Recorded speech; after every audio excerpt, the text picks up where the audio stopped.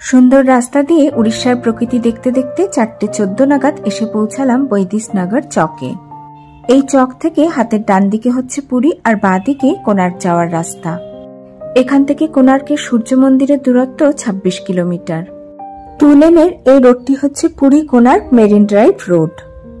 ভাইদাসনগর চক থেকে কিছুটা এগিয়ে আসতেই পথে পড়ল নুয়ানাই নদী।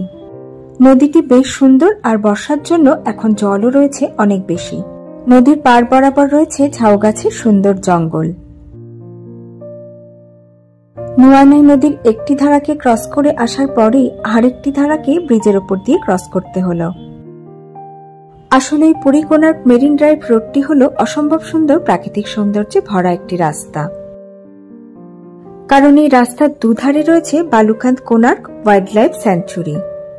যেহেতু এটি একটি ওয়াইল্ড লাইফ স্যাংচুরি, তাই পথে যেতে যেতে ভাগ্য ভালো থাকলে বন্যপ্রাণীরও দেখা পাওয়া যেতে পারে। রাস্তাটি এতটাই সুন্দর ছিল যে গাড়ি চালাতে চালাতে কখন যে আমাদের গন্তব্যটি সামনে চলে আসলো সেটা বুঝতেই পারলাম না।